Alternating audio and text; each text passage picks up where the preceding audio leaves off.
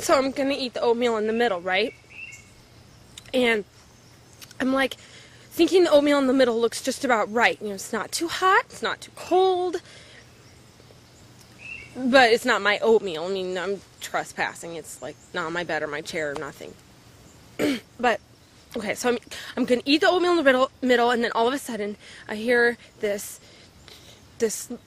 loud voice above me. It's like telling me to eat the oatmeal in the middle, and I'm like, but I don't want to eat the oatmeal in the middle. If you're gonna tell me loudly to eat the oatmeal in the middle, like you're the boss of me or something. And who was that voice?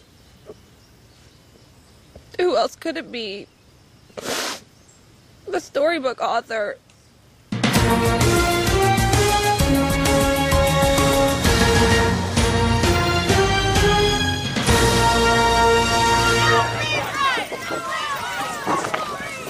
Once upon an uprising, all was happily ever altered, as the characters in the most beloved tales of our childhood have gone on strike, revolting against the author of their story for the rights to write their own story. I'm Chip Hardman, and can there be a storybook ending with no storybook? You know, that's when Goldie just like wigged out and stuff, you know. She says, ain't nobody gonna tell me what to do. You know, she's sassy like that, you know what I'm saying?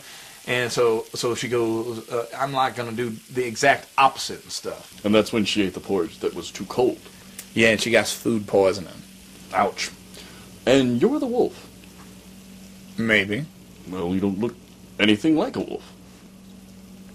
I may have had some plastic surgery. But she didn't stop there. Goldilocks also slept in the bed that was too soft. Now she has a crick in her neck as well as salmonella poisoning. Red Riding Hood diverted from her intended path in order to visit the ailing Goldilocks, who has since dyed her hair black and created all new definitions for the term projectile vomiting. Due to this fact, there was no one nearby to protect Red's grandmother, and now Riding Hood lives in denial that her grandmother has actually been eaten by and replaced with the wolf in disguise. Due to the fact that the wolf was not killed, as the story originally had played out, he has now bought out the mortgage company that holds the note to the three pigs' brick house and evicted them. The pigs, in turn, have fled to the castle where they're terrorizing Cinderella, who is a vegetarian.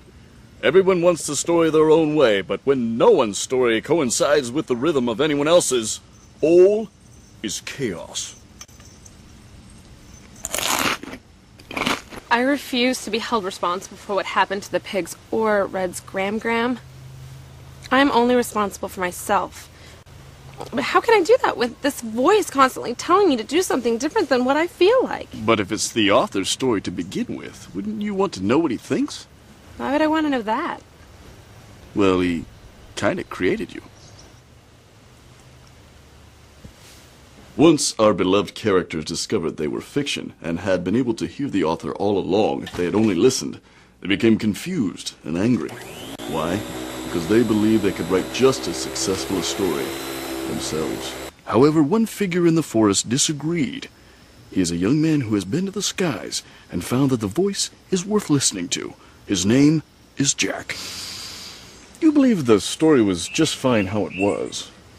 Well, let's be honest. Who knows where the story is going? That's part of the thrill.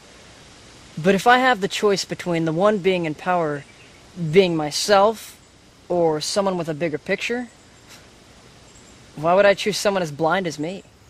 I don't follow you. Sure, if I got my own way, I'd be free to write my own story. That's not real freedom.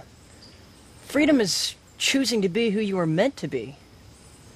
The author created my story just for me, and I've chosen to fulfill my destiny. So you have refused the plan of the author. See, now, Jip, how do we even know that there is an author? You know what I'm saying? How do we know? So you believe this fairy tale world just wrote itself, then? Yes, you see, I believe that this book just happened in a massive explosion of the alphabet as several cosmic typewriters simultaneously collided together into space at the same time. And who made those typewriters, BB? I hate you. So you have rejected the author and instead chosen a life of creative license. That is correct. Are you happy?